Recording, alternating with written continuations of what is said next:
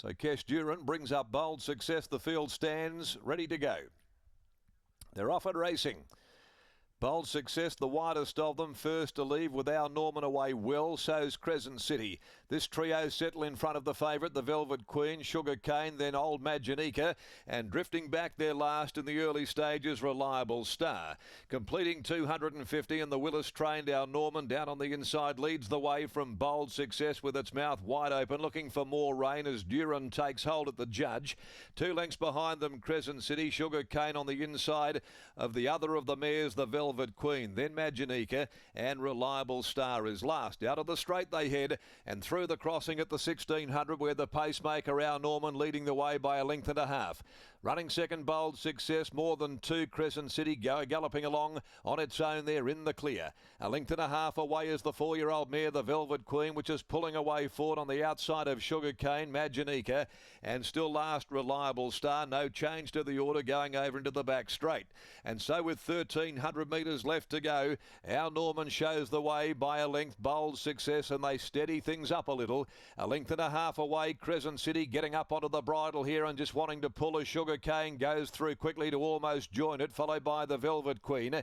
Reliable Star is next on the rails, and relegated towards the tail is the evergreen 11-year-old Maginica, who's now about 5 lengths off the pacemaker, who dropped the anchor mid-race and got a bit of a breather. They go up onto the far corner, going to the side on this occasion, and our Norman at the 800 led by a length over Bold Success. No moves afoot just yet. Crescent City third, been there all the way. Then came Sugar Cane. Now here's one of the moves here that we'd been expecting to come, and it's by the old boy, Maginica. So the old warhorse around the outside, and he's got them starting to liven up a bit coming into the home turn. Parnham had to go to work on the Velvet Queen. Reliable Star drops out, looked to be absolutely gone. At the top of the straight now, our Norman balances up. Crescent City had run to second from Maginica, whose runs come to an abrupt halt. The Velvet Queen still there. Bold Success battles away. Sugar Cane likewise the rail. Our Norman the leader from Crescent City. The Velvet Queen trying. Our Norman giving 120 to go. Our Norman's in front. Crescent City, the Velvet Queen trying valiantly, but our Norman staving them all off. Won't be denied, our Norman, and our Norman beat Crescent City, the Velvet Queen. In behind them, Sugar Cane ran fourth, and then Reliable Star, Bold Success next home. And whilst he made a run at them towards the home turn, he faded out of it, Maginica, and brought up the rear of the field. Our Norman, Peter Nucky, all the way. Our Norman, at odds, gets home. He was one of the outsiders, our Norman, but they allowed him to roll to the lead early. Likes being there, and he just kept on giving and giving. Had the benefit of one run over a mile and a quarter, and has got through the 2200 on the heavy 8, most effectively beating Crescent City, the Velvet Queen, Sugar Cane fourth in. Raced by Mrs. S.L. Campbell, our Norman is by Trade Fair out of Enshrined, a Foo Peg mare, trained by Chris Willis and ridden by Peter Nucky. Good change of fortune, not that he has that many runners in the city these days, Chris, but always great to see those royal blue, yellow, red colours salute, and they've got the job done here today. 4 wins from 17 for our Norman, who was placed here last start behind Red Hot Hope, so he goes on with it in a 69 plus today, handling the class rise. Beating 5, Crescent City, travelled prominently all the way for Paul Harvey, Fiorente, New Orleans gelding for Grant and Alana Williams, and the Velvet Queen on the step to 2,200, grounded out well by Universal Ruler from Double Black Velvet, Darren McAuliffe and Chris Parnham. And the margins were 3/4 and a neck, and the time was 2:24.12, home in 35.71, and certainly it's been very much on pace today after 5 races run and won. With the rail going back there, these on pace leader types certainly very, very much to the fore. Going to race 6, the Bernard Couch Memorial Plate over 1,200. Take out 3 and 4, Union Jack and Hear My Prayer. A field of 9 to run. 3 after 1 is starting time. Scotty Embry's in the winner's enclosure. Good to see the Chris Willis trained galloper, our Norman, getting the job done as well. Certainly was. Our Norman's been a really nice acquisition for Chris's stable. Been with you for a little while now, Chris, but I remember this horse started out a couple of races in Esperance, then Cow with Peter Fernie. How did he end up at your stables? Yeah, they had an opinion of him up there in Cal, and he didn't live up to expectations. He's not, let me say, he's not the best horse to have around the place. He's got a mind of his own. He's typical trade fair.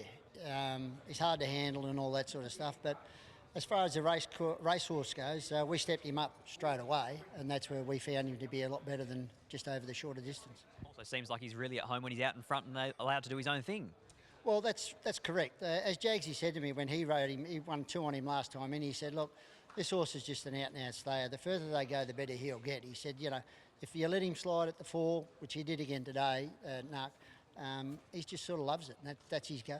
He's probably still a little bit lowly rated, but do you start to think about going back to Kalgoorlie? We're at that time of year. Well, that was the plan. We were going to run a couple of weeks ago in the 66 plus that got canned. Then we were going to butter up into the 78. But that cancelled all those plans when they'd done that, so I just had to wait because really there's not a 66 plus until the 3rd of next month. So we would have had to wait then. We've gone out of our grade today, but that is certainly, Kalgoorlie's on the radar. I'm just not so sure he's as effective in a mile against this grade of horse. He might be good in the Cup, but I'm not so sure about the Coolgardie in the Boulder. And what about Fleur de la Cour in the next? Her work's been really good. I expect her to run a nice race. So, you know, she's done well. She's got her fair share of ability.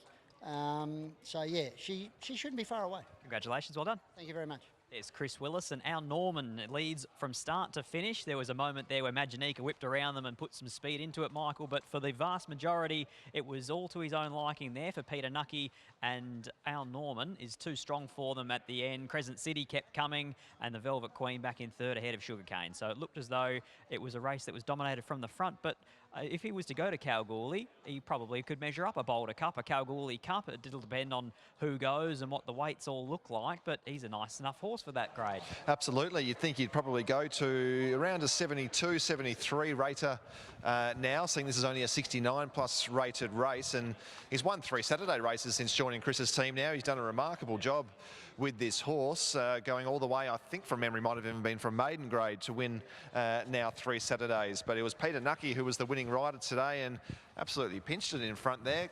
Pete, there didn't appear to be a lot of speed on paper, and it certainly panned out that way. Yeah, no, it worked out good for him. I owed Chris that one. Where is he? Over there. Yeah, I rode it poorly one day going back, 5, 6 runs back, and I was spewing on myself, and I gave myself a good spray, and Chris was good enough to keep me on the horse, and yeah, repaid his favour and rode it to his strengths today. Absolutely, it looks a genuine on-pace staying type. Kalgoorlie Carnival's not too far away. He's racing in these 72-plus races now. Do you think he could be a contender for those Goldfields races? Yeah, just got to see how strong they are. That one obviously wasn't a strong race today, and he's probably still got a bit of immaturity on his side, so he might be a little bit away from that, but he's in that direction. Yeah. Accelerate's a really interesting runner today. First up for Ash Maley. The recent trial was really good. What are your thoughts? Yeah, he's a probably promising type of horse. Probably being first up on this type of track, he might need it, but stepping towards the 2000 with a few runs under his belt, I reckon that'll be the time where he's going to show really good. All right, well done here. Cheers. Chris Willis, Peter Nucky teaming up with number 6. Our Norman takes out race number 5, 6, 5, 7 and 3 the numbers.